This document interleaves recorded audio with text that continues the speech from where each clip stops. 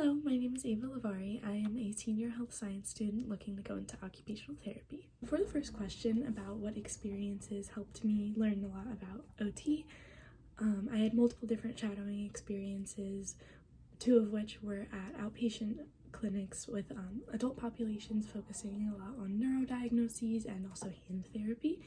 These were very eye-opening, especially with the neuro patients, just getting to see the creativity of the OTs, and it really taught me a lot about how fast you have to think on your feet.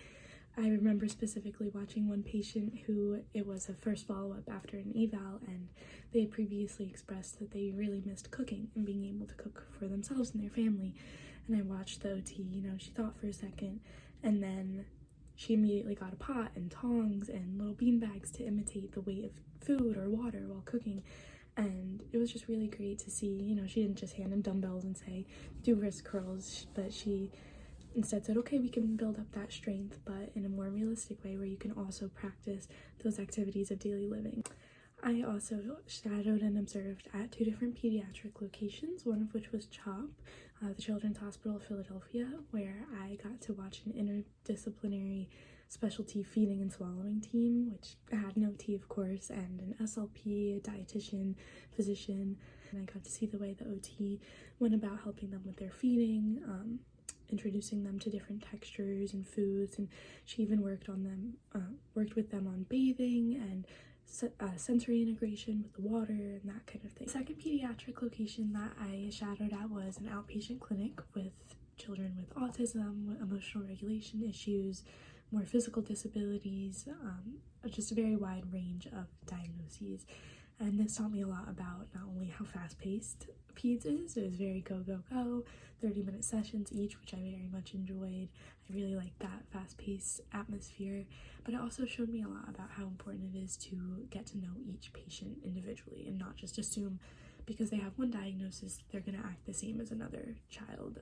Some children had certain behaviors, but others with that same diagnosis didn't. And it was just very good to see the way that the OT molded her sessions to each child's behaviors and how they felt that day, what they wanted to do. So for the second question, in regards to a sense of belonging, I feel that a sense of belonging is extremely important to a high quality of life. I think this is the foundation of humanity overall, is to connect with one another, to feel that sense of support and security. And I think when people don't have that, they tend to withdraw, they'll isolate themselves, they lose their sense of purpose because they're no longer participating in those activities due to, those feelings of depression or shame or isolation that develop when you don't feel like you belong where you are. But when you do have that sense of belonging, people become more confident, outgoing, they're active, they're moving their bodies, and they're also using their minds and stimulating their minds. An example of the way that a sense of belonging can benefit someone is a student in the classroom. So if they feel supported, if they feel seen in the classroom, they're more likely to answer questions, ask for help when they need it, participate in discussions, or work with their classmates.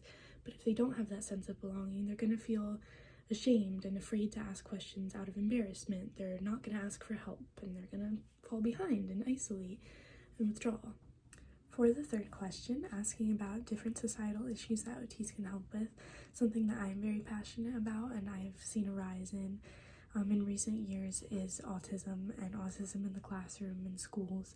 Something that I think OTs can help with greatly is working on advocating for sensory integration in the classroom, different sensory modalities that can help with behaviors associated with autism, fidget toys, kick bands, alternate seating, sensory schedules, that kind of thing. I think OTs can also help advocate for better education for teachers on autism, better educate parents on why their children need those things and how they can help them at home as well, and also educating other students in the classroom on why those behaviors are happening and what they can do in those situations as well. With that, thank you so much for listening. I truly appreciate it, and I look forward to hearing from you soon.